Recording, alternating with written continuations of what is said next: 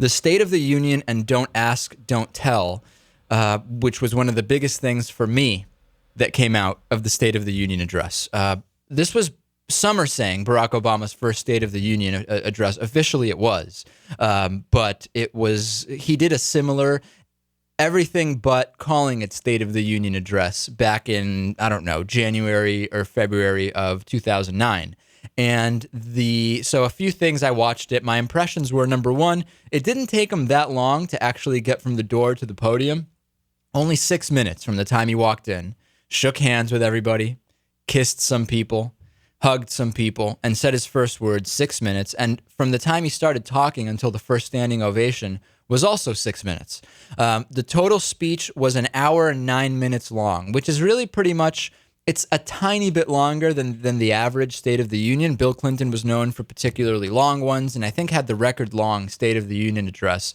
George W. Bush, maybe not surprisingly, known for the shorter State of the Union addresses. I'm not surprised by that. New technologies enables to be able to drill like we've never been able to do so before. So this was officially Barack Obama's first. He was expected to, quote, pivot to the topic of the economy and away from healthcare. And what pivot means, it's political talk for change topics to something that you're possibly going to look better on, because as we know, Barack Obama has not been looking particularly good when it comes to healthcare. The first split standing ovation, meaning Democrats only, came 15 minutes into the speech. It was related to cutting taxes, surprisingly.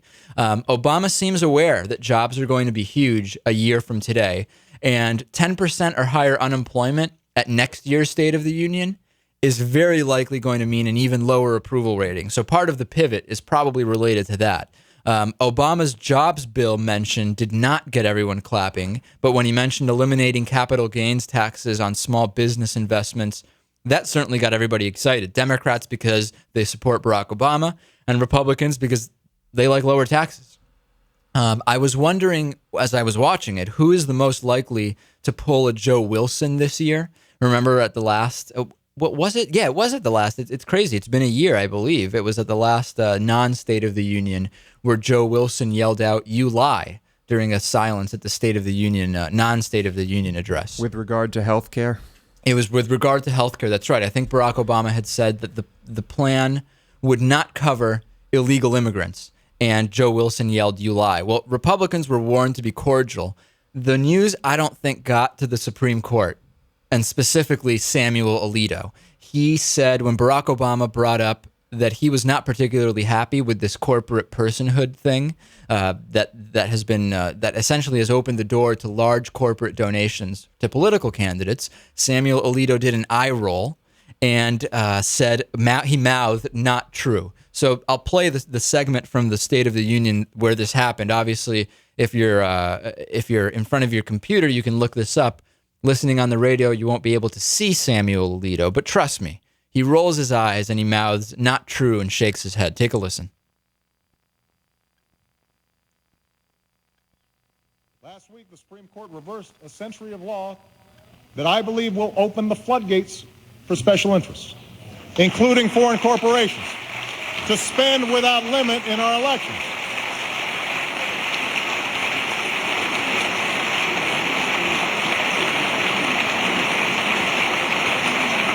Okay, so during that little brief period, I mean, what would you describe that Samuel Alito does there, Lewis? I could really barely see it. You couldn't see it that well? No. Well, trust me.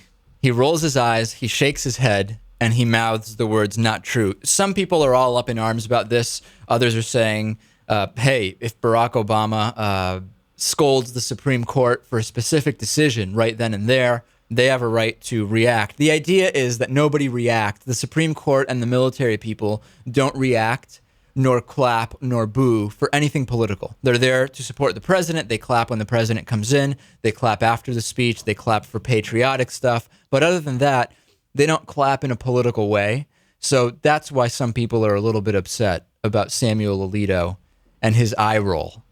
But, you know, good for Barack Obama. I mean, we've seen that he has not been particularly keen on any kind of confrontation. So I think this is great. Now, you may have been curious about what Sarah Palin's analysis would be now that she is a Fox News contributor. And now that she is a former governor and someone with an incredible amount of political savvy, experience, and has shown good judgment when it comes to political affairs, of course, Sarah Palin, I would be curious to know what she had to say before the speech. And you know what? I've listened to it a few times. I just can't understand a word she's saying. I'll play it for you, and you tell me, Lewis, if you can make heads or tails out of this. Joining me now from Wasilla, Alaska, our newest Fox News contributor, former Republican governor and vice presidential candidate Sarah Palin. Governor, thanks for being here. Hey, thank you so much, Brett. What do you expect to hear tonight? I think tonight, Brett, you're going to hear the president's attempt to mollify or rationalize what is perceived as a more lackadaisical approach to dealing with the war on terror and our handling of terrorists. And on the economic front, I think what we're going to hear is his justification of what some perceive as a tax on our free enterprise system as he seeks to fulfill his commitment to, quote, fundamentally transform this country. Okay. If we were playing, what's that game where you try to get someone to say a certain word and then you get a point? You know what I'm talking about? Buzzword or I don't. Yeah. I imagine that whoever was tracking Sarah Palin would have just won. It would have been bingo across the board with that. I mean, mollify, and she has no idea what she's talking about, does she? I don't understand. I heard all the words, and individually I could tell you what the words mean, but I have no idea what she's talking about. Right. She kind of does these like, well, I don't know what to really call it. It's almost like a mixes sentences together. It's like an SAT prep, vocab prep, diarrhea of the mouth type of thing, jumbles right? words into multiple sentences into one sentence. It's a word jumble. So then, okay, that was before the State of the Union address. Here's what she had to say afterwards. And I actually, this part I haven't listened to. I don't know if we'll be able to understand that any better.